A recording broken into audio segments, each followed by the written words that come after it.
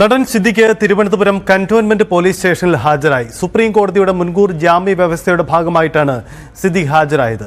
യുവ നടിയെ ബലാത്സംഗം ചെയ്തെന്ന പരാതിയിലാണ് ഈ നടപടി ഉണ്ടാവുന്നത്. ഇന്ന് വിചാരണ കോടതിയിൽ ഹാജരാക്കാനാണ് സാധ്യത. വി വിനോദ് ചേരുന്നു. വിനോദ്, എപ്പോഴാണ് സിദ്ദിഖ് ഹാജരായത്? വിശദാംശം.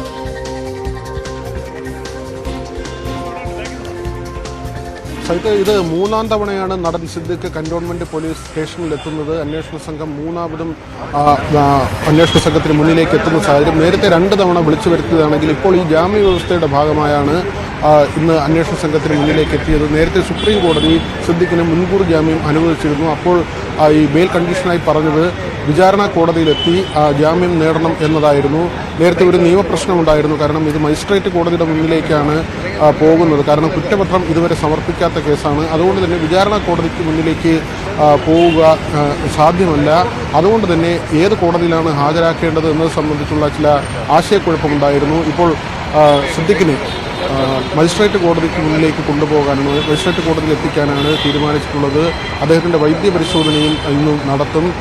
നേരത്തെ ഇടക്കാല ജാമ്യം സുപ്രീം കോടതി അനുവദിച്ചിരുന്നു. അതിനുശേഷമാണ് മുൻകൂർ ജാമ്യം നൽകിയത്. അവിടെ വലിയ വാദപ്രതിവാദങ്ങൾ ഉണ്ടായിരുന്നു. സിദ്ദിഖ് പറഞ്ഞത് തനിക്കെതിരെയുള്ള ഗൂഢാലോചനയാണ് ഈ കേസിന് പിന്നിൽ, ഈ പരാതിക്ക് പിന്നിൽ എന്ന കാര്യമാണ്. അതേസമയം സർക്കാർ നിലപാട് സ്വീകരിച്ചത് ഈ പരാതിക്കാർ നേരത്തെ തന്നെ ഫേസ്ബുക്കിലൂടെയും മറ്റും ഇതേ കാര്യം ഉന്നയിച്ചിരുന്നു. ഏറ്റവും ഒടുവിലാണ് ഇങ്ങനെ ഒരു പരാതിയുമായി രംഗത്തെത്തിയത് എന്ന കാര്യമാണ്. പക്ഷേ കോടതി ഉന്നയിച്ച ചില സംശയങ്ങളുണ്ട്. എന്തുകൊണ്ട് 8 വർഷത്തെ കാലതാമസമുണ്ടായി ഈ സംഭവം നടന്നുവെന്ന് ആരോപിക്കപ്പെട്ട ശേഷം എന്തുകൊണ്ട് ഈ കാലതാമസം? മാത്രമല്ല, ഫേസ്ബുക്കിലൂടെ പ്രതികരണം നടത്തിയ നടി എന്തുകൊണ്ട് പോലീസിനെ സമീപിച്ചില്ല എന്ന ചോദ്യം തുടങ്ങിയ കാര്യങ്ങളെല്ലാം തന്നെ കോടതിയുടെ ഭാഗത്തു നിന്ന് ചോദ്യമായി വന്നു. ഹേമ കമ്മിറ്റിക്ക് മുന്നിൽ നടി എത്താത്ത കാര്യം കൂടി പ്രതിഭാഗം ചൂണ്ടിക്കാട്ടിയിരുന്നു. അതായത് മറ്റ് പലരും ഹേമ കമ്മിറ്റിക്ക് മുന്നിലെത്തി മൊഴി നൽകിയപ്പോൾ സിദ്ദിഖിനെതിരെ പരാതി നൽകിയ യുവനടി മാത്രം അങ്ങനെ ഹേമ കമ്മിറ്റിക്ക് മുന്നിലേക്കും എത്തിയില്ല എന്ന കാര്യം ചൂണ്ടിക്കാട്ടിയിരുന്നു. അതിന് സർക്കാർ മറുപടി നൽകിയത് എന്തുകൊണ്ട് നേരത്തെ പരാതി കൊടുത്തില്ല എന്ന കാര്യത്തിൽ സിദ്ദിഖ് ശക്തനാണ്. അത്രയും പ്രബലനായ ഒരാൾക്കെതിരെ പരാതിയുമായി പോകുന്നതിന് ഭയമുണ്ടായിരുന്നു എന്ന കാര്യങ്ങളൊക്കെയാണ്. പക്ഷേ പ്രതിഭാഗത്തിൻ്റെ വാദങ്ങൾ അംഗീകരിച്ചുകൊണ്ടാണ് കോടതി മുൻകൂർ ജാമ്യം നൽകിയത്. ആ വ്യവസ്ഥയുടെ ഭാഗമായാണ് ഏത് കോടതിയിലേക്കാണോ ഇതിൻ്റെ തുടർ നടപടികൾ പോകുന്നത് ആ കോടതിയിൽ നിന്ന് ജാമ്യം നേടുക, ആ നടപടികൾ പൂർത്തിയാക്കുക എന്നത്. സുപ്രീം കോടതി വിധിച്ചത് അല്ലെങ്കിൽ ഉത്തരവായി വന്നത് വിചാരണ കോടതിയിലേക്ക് പോകാനാണ്. പക്ഷേ ഇപ്പോൾ മജിസ്ട്രേറ്റ് കോടതിയിൽ പോയായിരിക്കും ഈ ജാമ്യ നടപടികൾ പൂർത്തിയാക്കുക. യെസ്, അതാണ് സാഹചര്യം.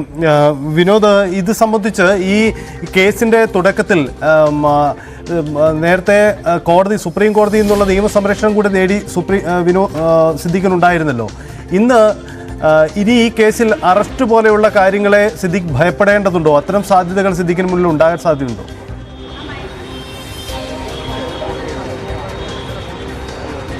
സാങ്കേതികമായ നടപടികളാണ്. കാരണം മുൻകൂർ ജാമ്യം കോടതി അനുവദിച്ചു കഴിഞ്ഞു. അതുകൊണ്ട് തന്നെ ഇനി അറസ്റ്റിലേക്ക് പോകാനോ അല്ലെങ്കിൽ റിമാൻഡിൽ വിടാനോ കഴിയില്ല. അറസ്റ്റ് എന്നത് സാങ്കേതികമായ നടപടിയാണ്. അതിനുശേഷം ഈ ബന്ധപ്പെട്ട കോടതിയിലെത്തി അവിടെ നിന്ന് ജാമ്യം നേടുക എന്നതാണ് അതിൻ്റെ നടപടിക്രമങ്ങളാണ്. ഇതിൻ്റെ ഭാഗമായാണ് മെഡിക്കൽ പരിശോധന ഉൾപ്പെടെയുള്ള കാര്യങ്ങൾ നടത്തേണ്ടത്.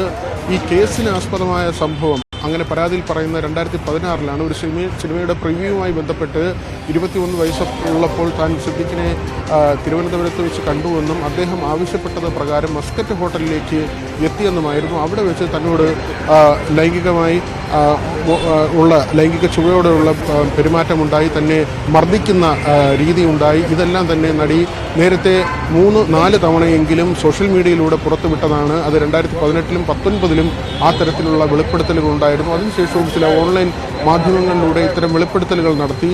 എന്നാൽ ഇതെല്ലാം തന്നെ പരാതിയായി പോലീസിന് മുന്നിലേക്ക് എത്തിയിരുന്നില്ല. ഒരിക്കൽ പോലും ഒരു രേഖാമൂലമുള്ള പരാതിയായി നടിയുടെ ഭാഗത്തു നിന്ന് അത്തരം ഒരു നടപടി ഉണ്ടായിരുന്നില്ല. സർക്കാരാകട്ടെ ഇത്തരം വെളിപ്പെടുത്തലുകൾ ഉണ്ടായ ഘട്ടങ്ങളിലൊന്നും തന്നെ സ്വമേധയാ കേസെടുക്കുന്ന നിലയിലേക്ക് പോയതുമില്ല. കാരണം പരാതിക്കാരി വന്നാൽ മാത്രമേ സ്വാഭാവികമായും പോലീസിന് കേസുമായി മുന്നോട്ട് പോകാൻ കഴിയൂ.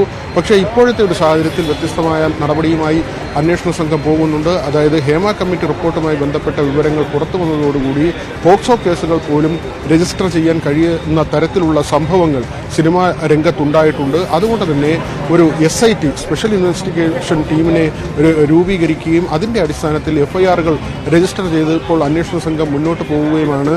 അവിടെയും സുപ്രീം കോടതിയിലേക്ക് മാലാപാർവതിയെ പോലുള്ള ചില നടികൾ ഈ അന്വേഷണമായി മുന്നോട്ട് പോകരുത്, അന്വേഷണം തടയണമെന്ന ആവശ്യവുമായി സുപ്രീം കോടതിയിലേക്ക് എത്തിയിട്ടുമുണ്ട്. അവിടെയും സർക്കാർ എടുക്കുന്ന നിലപാടുകൾ ഇത്രയും വലിയ വെളിപ്പെടുത്തലുകൾ ഉണ്ടാകുമ്പോൾ സ്വന്തം നിലയ്ക്ക് അന്വേഷണവുമായി മുന്നോട്ട് പോകുന്നു എന്നതാണ്. എന്നാൽ സിദ്ദിഖിനെതിരെ പരാതി നൽകിയ നടിയുടെ കാര്യത്തിൽ ആദ്യഘട്ടത്തിൽ ഇങ്ങനെ ഒരു കാര്യം ഉണ്ടായിരുന്നില്ല. മാത്രമല്ല നടിയാകട്ടെ രേഖാമൂലമുള്ള പരാതികൾ നൽകിയതുമില്ല. സിദ്ദിഖ് ആ സമയത്ത് ഉപയോഗിച്ചിരുന്ന ഇലക്ട്രോണിക്സ് ഉപകരണങ്ങൾ, കമ്പ്യൂട്ടറും മറ്റ് ഉപകരണങ്ങളും ഫോൺ അടക്കമുള്ള വസ്തുക്കൾ അതെല്ലാം ഉപേക്ഷിച്ചു എന്ന കാര്യം സുപ്രീം കോടതിയിൽ സർക്കാർ ചൂണ്ടിക്കാട്ടിയിരുന്നു. എന്നാൽ ഈ 8 വർഷത്തെ ഒരു കാലാവധി അത് തന്നെയാണ് പ്രധാനമായും കോടതി പരിഗണിച്ചത്.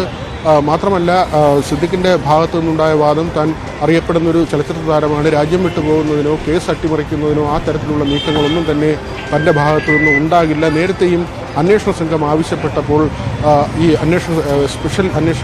സ്പെഷ്യൽ ടീമിന് മുന്നിലേക്ക്, പ്രത്യേക സംഘത്തിന് മുന്നിലേക്ക് താൻ എത്തിയിരുന്നു എന്ന കാര്യം കൂടി സുപ്രീം കോടതിയിൽ ചൂണ്ടിക്കാട്ടിയിരുന്നു. ഹൈക്കോടതി ഈ അനുകൂലമായ വിധി നൽകാത്തതിനെ തുടർന്നായിരുന്നു സുപ്രീം കോടതിയെ സിദ്ദിഖ് സമീപിച്ചത്.